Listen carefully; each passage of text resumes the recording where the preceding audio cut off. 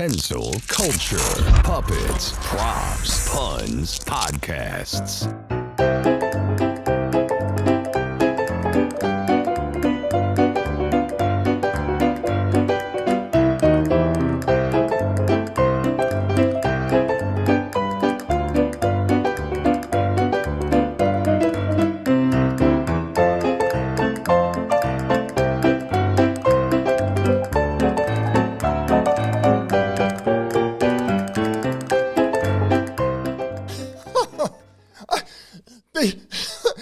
To get to the other side.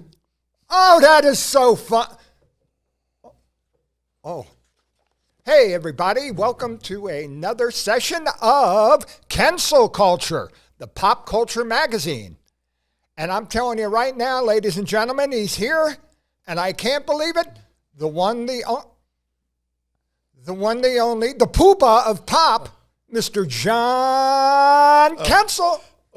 Hey, I was just practicing. Hey, it's John Kensil here. What do you do? John, you're supposed to be ready for it. You're not just sitting here playing with dollies. Oh. Okay?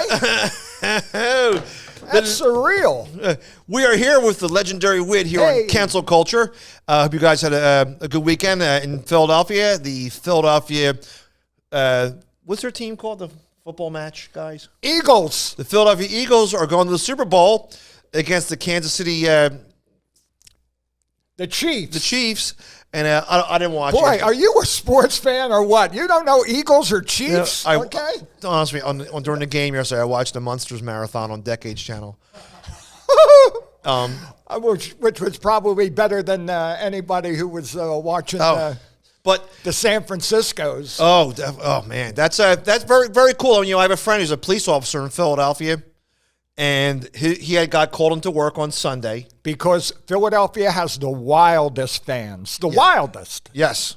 And his job, his squad, was to grease the telephone poles, the street traffic signals, the light poles, anything somebody could climb to go, woo, right? We beat the Visitors.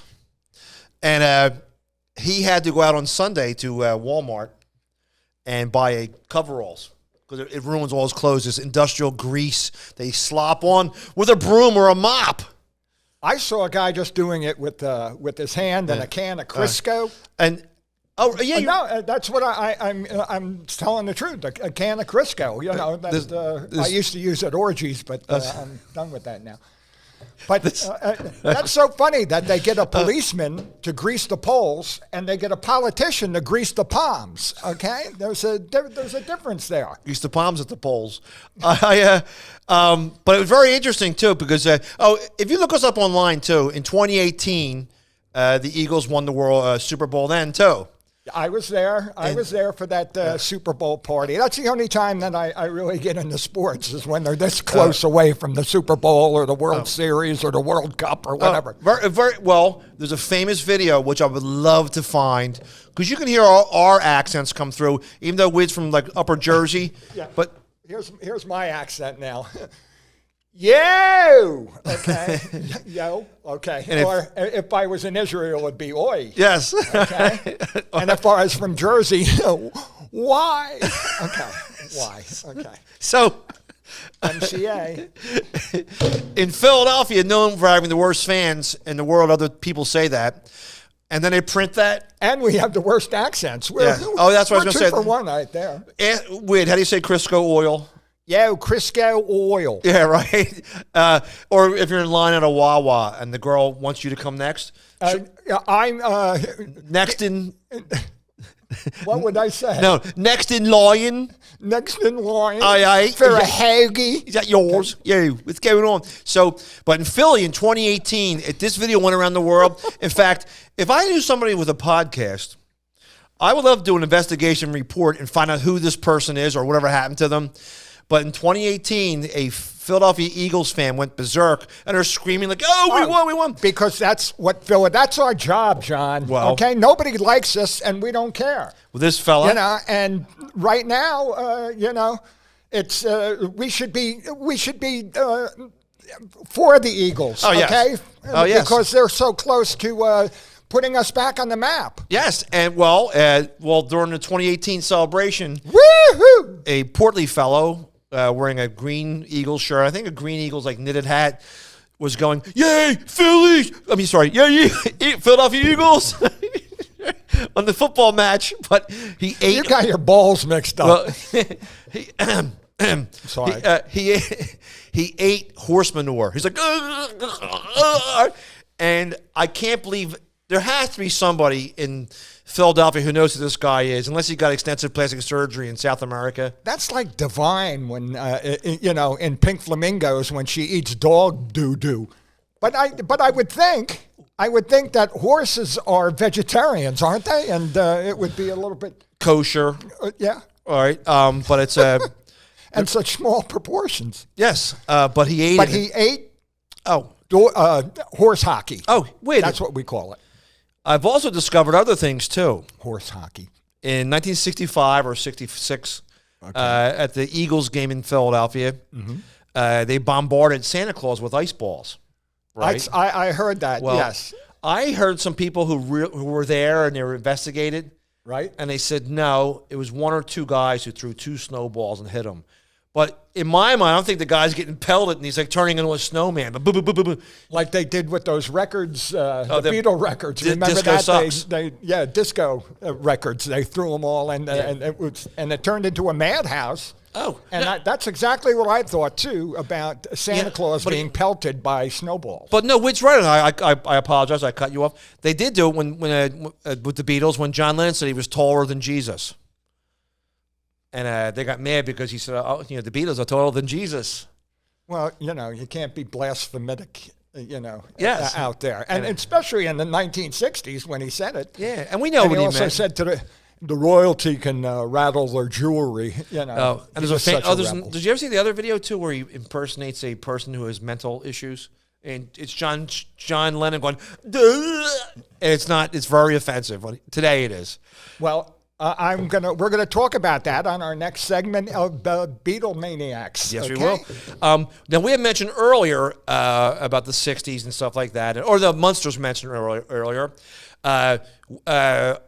Before the show, we were talking about celebrities, rock stars, actors, actresses. They're at the age now of the TV generation. They're all passing away. The TV generation. Wow. And since 2023 started, we lost like Jeff Beck and yesterday it was on the news that Wednesday from the Addams Family passed away. Isn't it? It's weird that Wednesday passed away on a Thursday. Yes, right, exactly right. Yes, she missed Wednesday on a Wednesday. That would have been a noteworthy sort of obituary. And there's she was always very sophisticated when she was Wednesday. I mean, that's what made her such a good child actress. And then what happened to Wednesday? Well, it said she passed away from a stroke. But if you know her, if you read any stories about her, she was at the horror convention last year. I saw her. You wouldn't know it was her. It looks like she had a rough paper route. I'll put it politely. She looked like the Weekend instead of a Wednesday. Oh my God, a rough weekend. Yes, right. And she looked. I think she had a hard life. I think so too. She got in trouble for abusing drugs, and she was married to a porn star, Jerry Butler. I mean, that's what I heard. Jerry Butler, one of John's favorites. But Jerry Butler, and she also went on to produce and actually star in some of the pornographic movies. And I guess that's sort of a low point for an actress, or to be in that. And I could see where it would involve having to get a little inebriated before you would go out and show your junk. But if you don't realize, like in our mind, you think, oh, Hollywood, they're super rich. They have a Rolls Royce made entirely out of gold, and they drink gold, and they wear gold top hats, and they swim in a golden pool filled with gold, like Scrooge McDuck. Not true. Not true. There's a silver lining, though, to all this gold. Right. All right. Well, anybody in the 60s, I think a majority of the residual rules for sitcoms in the 60s and 50s, whatever, you don't get paid. You get paid 2 or 3 times after 1969. I say 1970. right? So you have a show called Love That Wid, where Wid plays a precocious 12-year-old kid. And he runs around with a skateboard and he's checking things out. Well, in 1960s, you might be making $300 a week. All right. Then you get child star, legendary Wid, Yeah. making $300 a week. and your catchphrase is "Where's my money?" Right? But where's my money? yeah. Well, after 1970, Yeah. you get paid for the first 2 rounds of residuals. Okay. Then the next time it's repeated, you get half of that. The next time it's repeated, you get half of that, and everything goes down to half and half and half and half. You get like your boy Tattoo, Hervé Villers from Fantasy Island. Oh, they shorted him on his money? Yes, before he killed himself, he shot himself, and it must have been really neat because he put his toe in the trigger and pulled it. But there was a residual check on his dining room table. He used a Derringer. Yes, there's a residual check for like $2.28. Like, you cannot live off your residuals. Mary Ann from Gilligan's Island, Dawn Wells, she said, I think they made 79 episodes of Gilligan's Island. Mm-hmm. I think she said she got paid $150 or $300 a week during the show, right? Which might sound like, back then that might have been like $3,000. Couldn't she borrow money off of Mr. Howell? Well, this is preposterous. What next? Oh, maybe Lovey would find out. I always loved an episode of Gilligan's Island. Mr. Howell was sweating, and he goes, "Oh, I feel like a Yell man." But they don't make any money. Like, after 1970, all these stars, including William Shatner, they all started doing local dinner theater. Oh, I remember when he did the one over in Camden. Yeah, and he was sleeping in his truck. Yeah, okay? he had a camper on the back of a that's pickup the truck. story. But in the Philadelphia area, there was a place called there was 2. There was the Riverfront Dinner Theater and the one in New Hope. That the Bucks County Community Playhouse. Bucks County. But yes, if you ever very saw historic. Well, if you ever saw what do you call it? What would you say? A collection of the stars that performed there. It was all 1960 stars like Bob Denver, TV's Gilligan, and Tony Randall in Werner Klempler, Colonel Klink. I saw him up in Connecticut and something. I don't know. It was, and Hogan's Hoagies. What some of them would do, what it is too. It's neat. You wonder how these guys make money? They rent a play. They'll go, "Can I have the rights to this play for a year?" Yeah. And it's very interesting. Your Bob, what's his name? Colonel Hogan, Bob Crane, who had a video camera, much like this one here. Mm-hmm. He, after Hogan's Heroes, he made a couple of crappy movies. He made a 1975 film called World's Greatest Dad. He was 50 years old, he did a Disney thing with a dog too, didn't he? Yes, he did. He was like.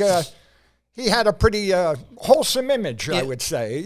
Midwestern, Hogan, war hero. It's really weird too. You're right. This should we talk about other things. Even though he always looked older.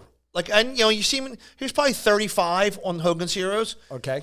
But to me, he looked like a 48-year-old man. But anyway, he bought a play, a dinner theater play, a romantic bedroom farce. I forget what it was called. But he would travel. Say anything or something. That is right. I think it's saying.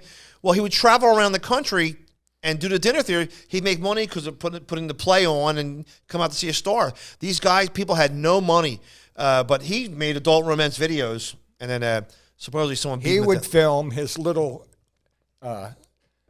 let's call them little one-night stands, okay, on early videotape. Yes. I mean, it was and.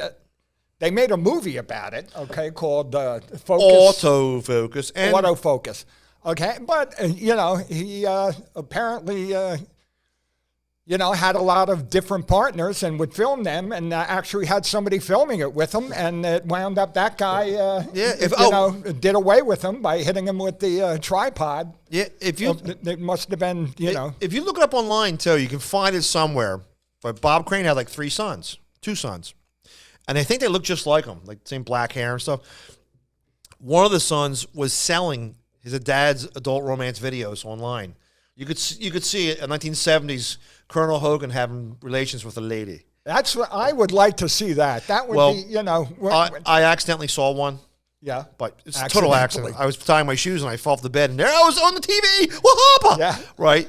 But remember too, it was only a tripod aimed at a bed and it was not, it looked like you're watching a bank video where people were running through the bank naked. It was not like an adult romance video you watch today. It was like a voyeur. Oh, it was actually kind of creepy. Cinema voyeur. Yes. Or voyeur. But his son was selling them. I think that his other son sued him to stop doing it.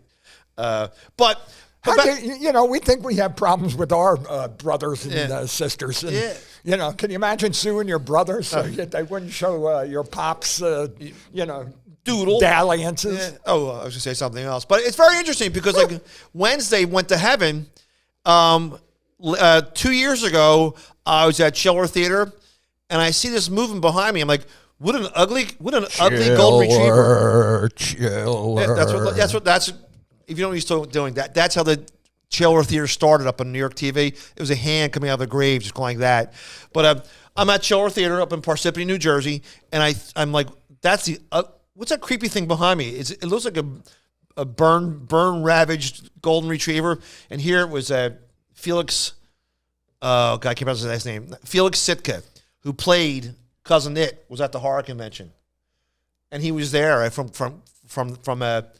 Adam's I Family. didn't know that was an actual That was actor. Yeah. Oh, he was in several things playing. I guess I didn't recognize him because he got his hair cut. And also too, Cousin It was not in the Adams cartoons. And there's somebody else too. It might have been. No, I think Lurch was because you can remember him drawing. There's somebody else who was on the cartoons who wasn't in. Oh no, Thing. Thing was not in the comic strip. Thing and Cousin It. But anyway, Charles Adams is from Westfield, New Jersey, and Westfield, New Jersey had a big array of old-time sort of Victorian houses, like the house that they live in, and that's where he got his inspiration right there. And the Thing wasn't in the original, and I don't think Uncle Fester was. Oh no, maybe he was. Yeah, you have to think in your mind with the original when they drew the whole family.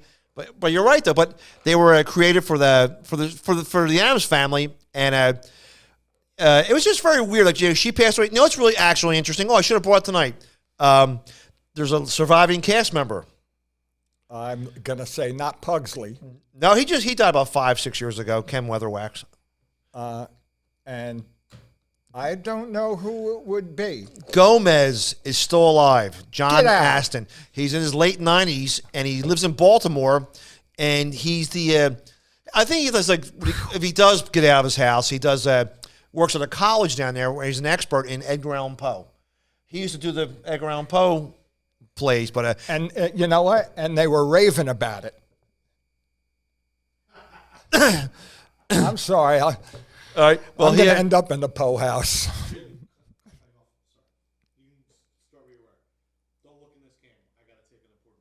Okay.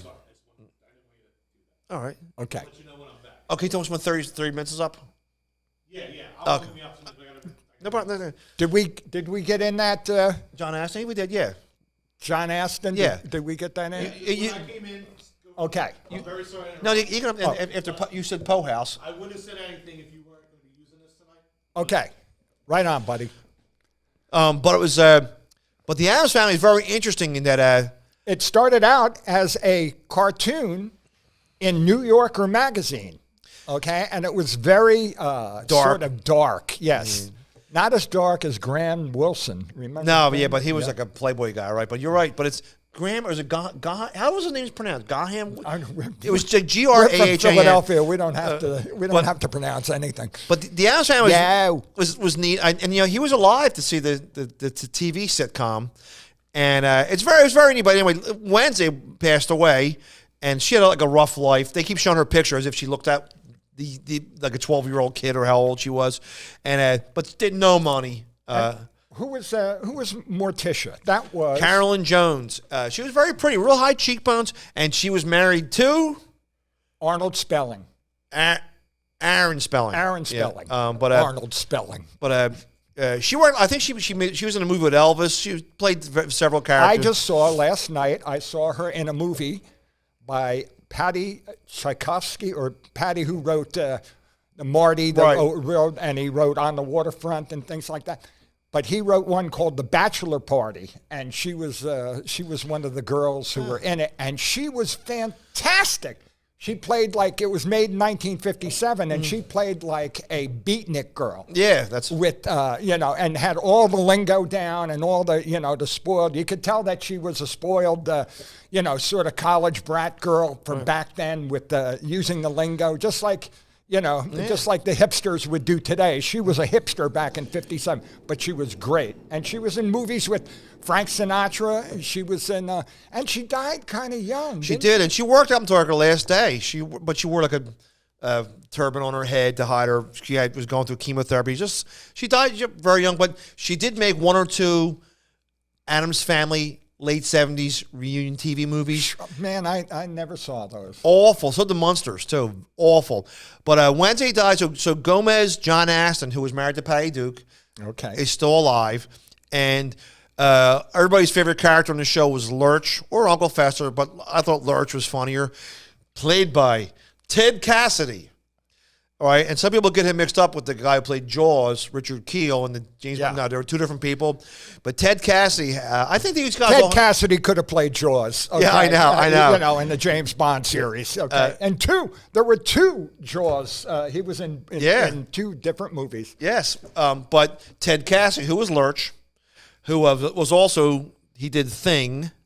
That was his hand. Wow. And he I was did not also know he had a hand in that. He was also an accomplished piano player, but he never, on the show, he didn't play the harpsichord like he did on the show. So it was somebody else. That was done by somebody like Vic. Anyway, all right, interesting story about him. He died in 1979 getting an open heart surgery. Poor guy. All right, but now he made a lot of money in the 70s doing voiceovers for different TV shows. Space Ghost, Coast to Coast. He did a ton of voiceovers. Anyway, he died. This is very interesting about him, all right? So he dies. His family had him cremated, and I don't know who, if he was divorced or what, or kids, somebody buried his ashes in the backyard of their Hollywood home. Well, they moved away about 5 times, and they never got him up. They don't know where his body's at. His ashes are at.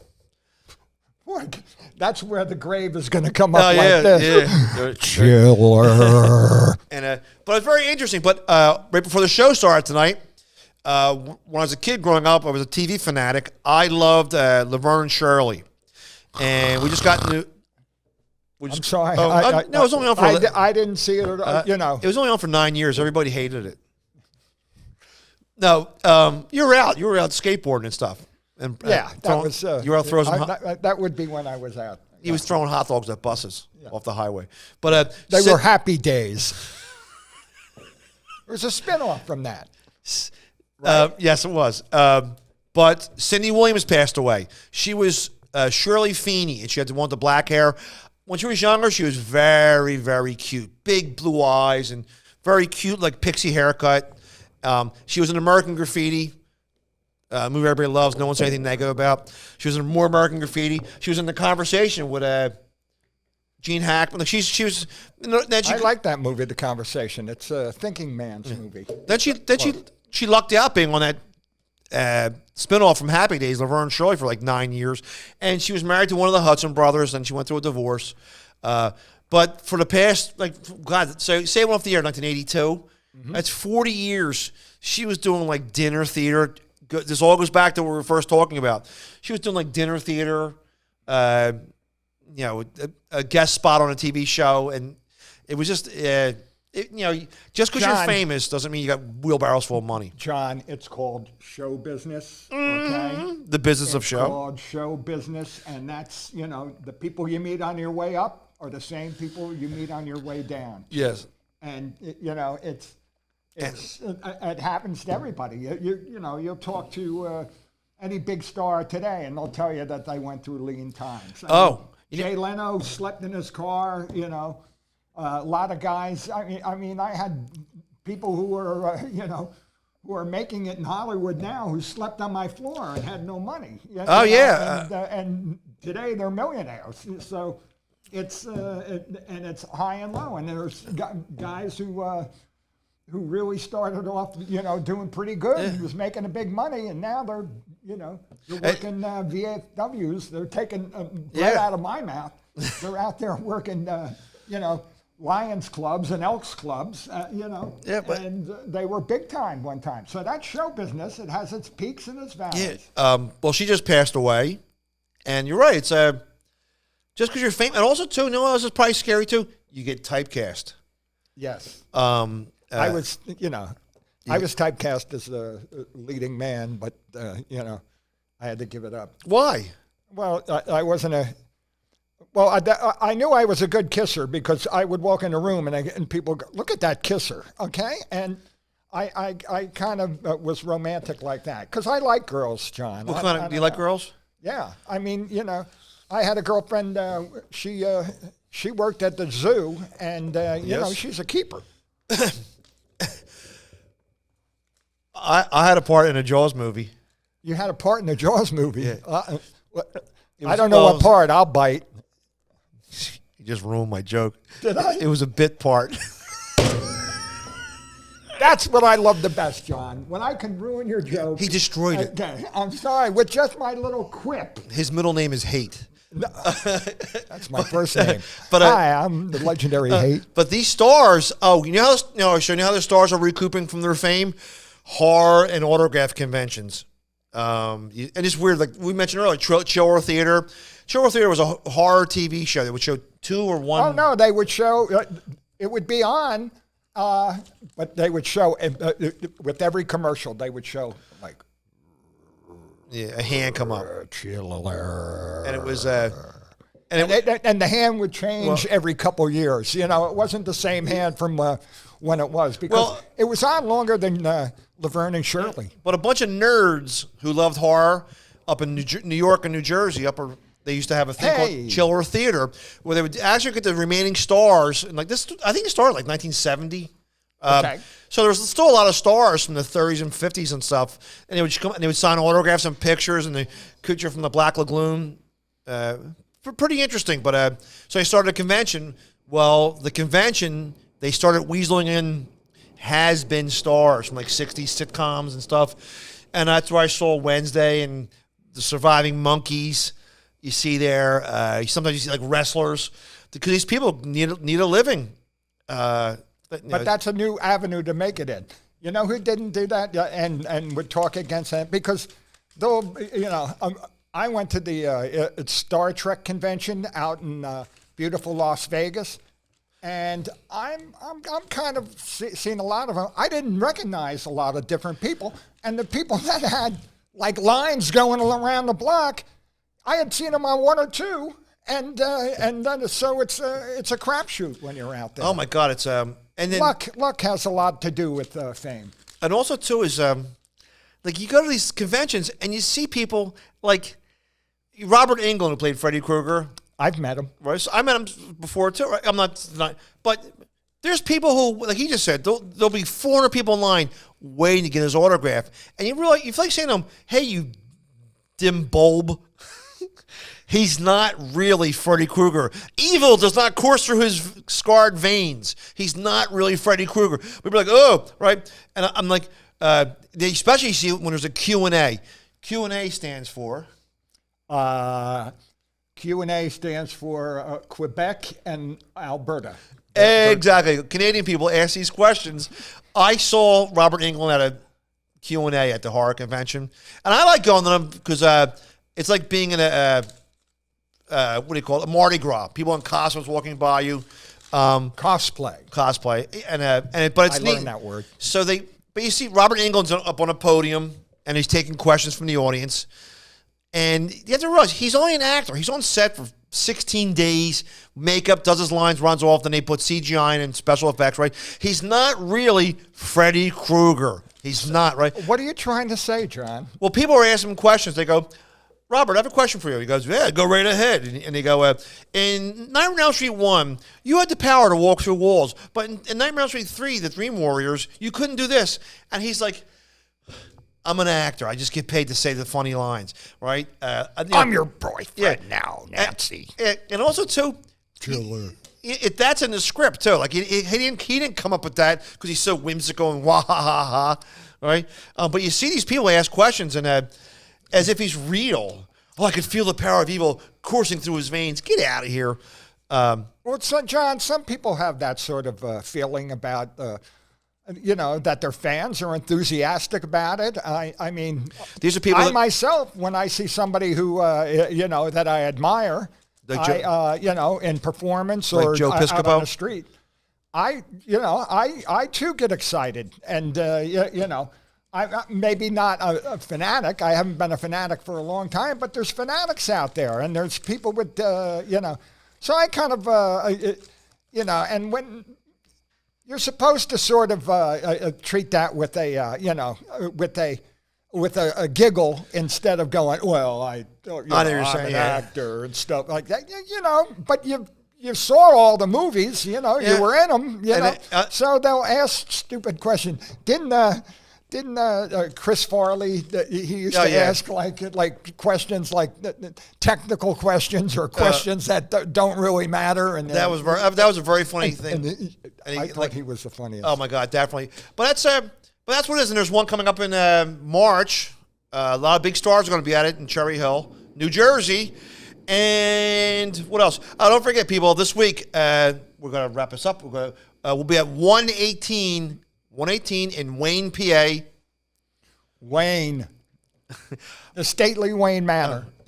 Remember that. Wayne, Pennsylvania or New Jersey? No, this is really cool. I like neat names like that. There was a Revolutionary War general from the area named General Mad Anthony Wayne. I think that's the coolest name, don't you? Well, anything that has to do with Mad Magazine is okay. That's right. Oh, Anthony Wayne was. General Mad Anthony Wayne, and he fought at the Battle of Brandywine. Yes. And people, that was a revolutionary show. Hey, ladies and gentlemen, be sure to tune into Kensil Culture and subscribe. Okay, always different. We are the Pop Culture Magazine. Thank you, ladies and gentlemen.